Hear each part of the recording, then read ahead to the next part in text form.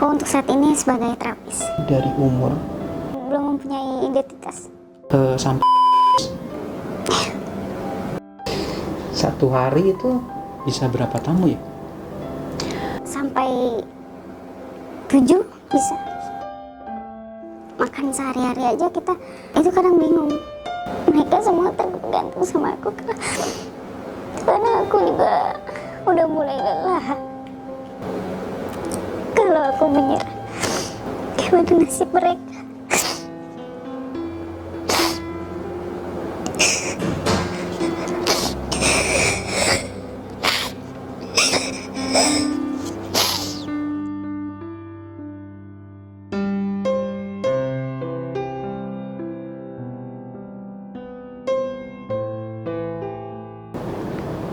Sorry, lu sekolah sampai 2 SMP. ke SMP? Berarti lu sudah dari SMP itu udah mengenal dunia seperti ini? Tapi sekali lagi gua izin, ini kan kita tayangin ya, kita tayangin di YouTube kita. Gua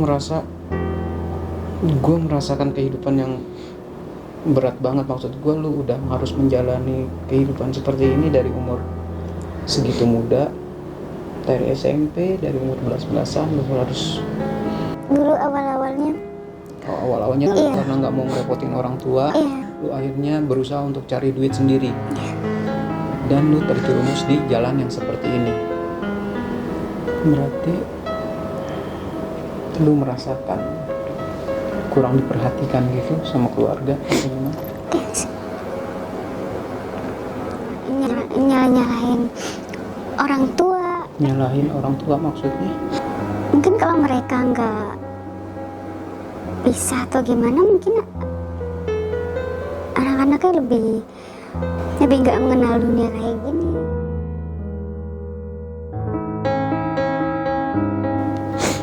Kalau boleh tahu,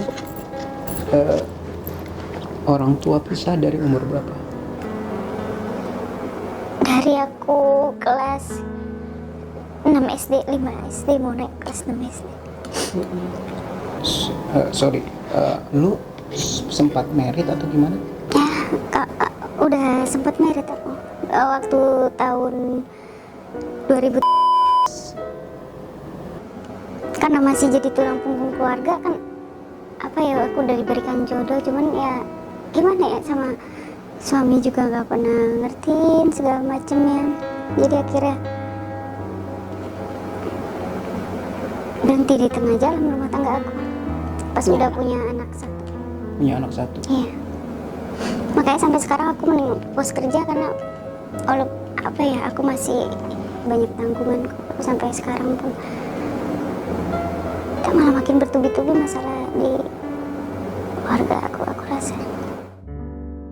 Jadi keluarga adalah segalanya bagi lu? Yes.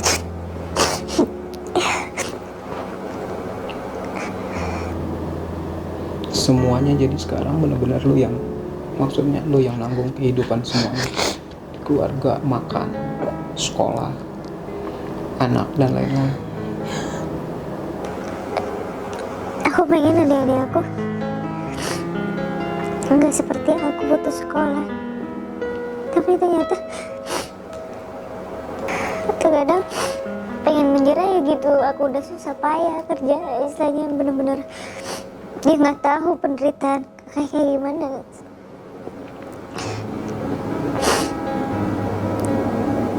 Satu sisi aku ngerasa gagal didik mereka, satu sisi aku juga harus mikirin biaya hidup mereka.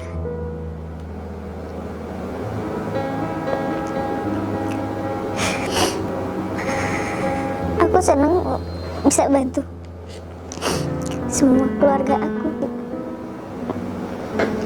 dengan tanpa mereka tahu penderitaan aku gimana.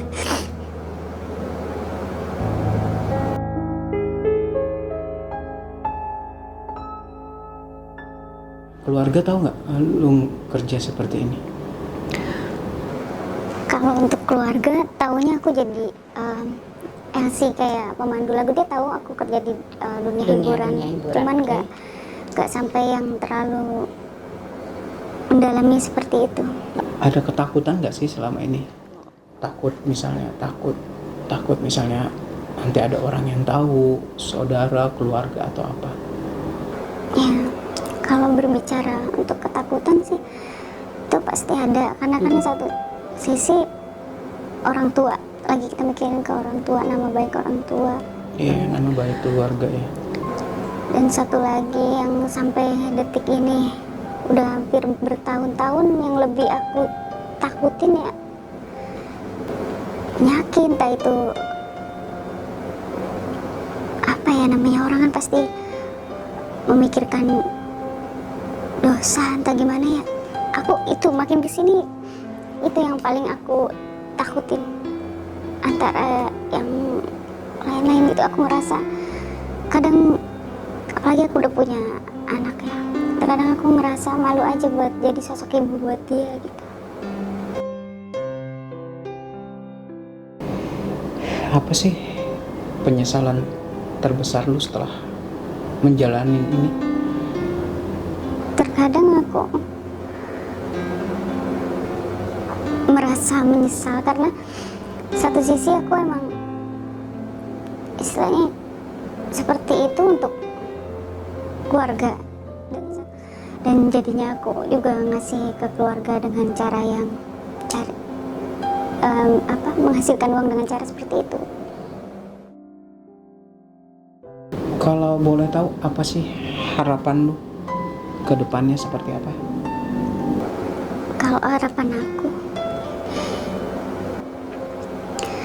aku kerja seperti ini, aku target aku kumpulin modal untuk kedepannya aku usaha, entah itu usaha kecil-kecilan untuk benar-benar hasil jerih payah aku sendiri Untuk keluar keluar dari dari, kehidupan seperti ini. dan tapi dengan tanggungan yang sangat banyak, terkadang butuh banyak waktu untuk aku menyelesaikan harapan itu semua. Ada nggak pesan-pesan buat teman-teman sahabat Ruang Rasa nih? Dari muda banget, lu umur belas-belasan tuh udah terjerumus dalam kehidupan seperti ini. Mungkin bisa jadi mereka akan terjerumus dengan kehidupan yang sama dengan lu. Maksud gua, mungkin cerita lu ini akan menjadi bahan pertimbangan mereka di saat mereka mau terjun atau mau melakukan hal-hal yang menurut gua secara pribadi bisa merugikan kehidupan dia ke depannya. Ya, tentang kehidupan seks bebas yang lu ketahui dari kecil, terus resiko-resikonya. Kalau pesan aku sih untuk sebelum mereka kenal ke dunia kayak ini ya, aku sih pengennya ya mendingan nggak usah kenal. Ya satu sisi kan emang mungkin seperti aku yang benar-benar udah nggak ada pilihan. Sebenarnya aku juga sempat ada pengen berpikir ulang lagi kan, dan nggak tahu ternyata resikonya dan yang aku jalanin tuh nggak sesuai sama pikiran aku gitu. Ternyata yang aku udah jalanin ternyata ya lebih berat yang aku pikirkan.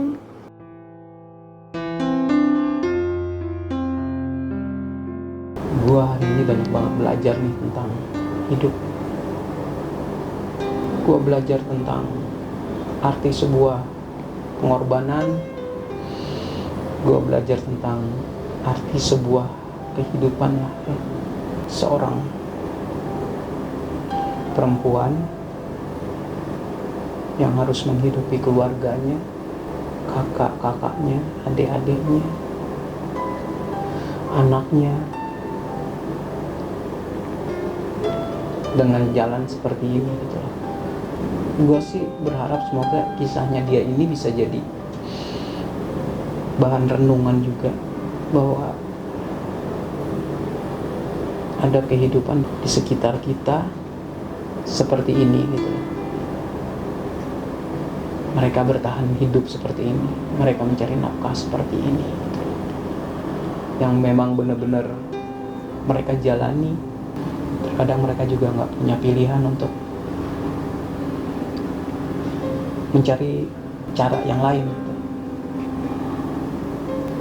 Ya hidup itu seperti ini bro, nggak, maksudnya nggak semuanya gampang-gampang aja, maksudnya nggak semuanya bisa sesuai dengan keinginan kita. Seperti kisah dia juga kan, dia nggak mau sebenarnya hidup seperti ini, cuman ya balik lagi ya,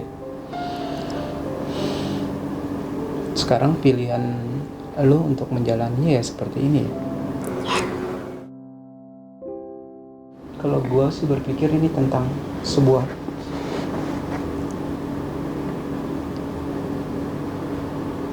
pengorbanan sih menurut gue. Dia berkorban buat keluarganya, dan dia mengorbankan diri untuk itu semua.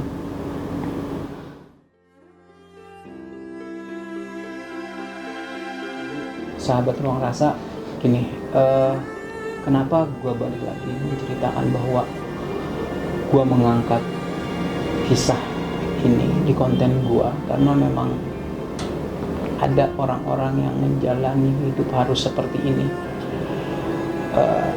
Ini bukan tentang gue tidak membahas tentang dia benar atau dia salah. Gue nggak punya hak untuk menilai seperti apa hidup mereka gitu. Ini informasi juga bahwa latar belakang keluarga yang menyebabkan dia menjalani seperti ini, seperti cerita dia, penyesalan dia, mungkin kalau misalnya orang tuanya tidak berpisah atau apa, gue nggak ngerti apakah ini sebagai triggernya, sebagai alasannya atau apapun. Dan gue yakin di luaran sana juga bukan lu sendirian yang seperti ini gitu loh.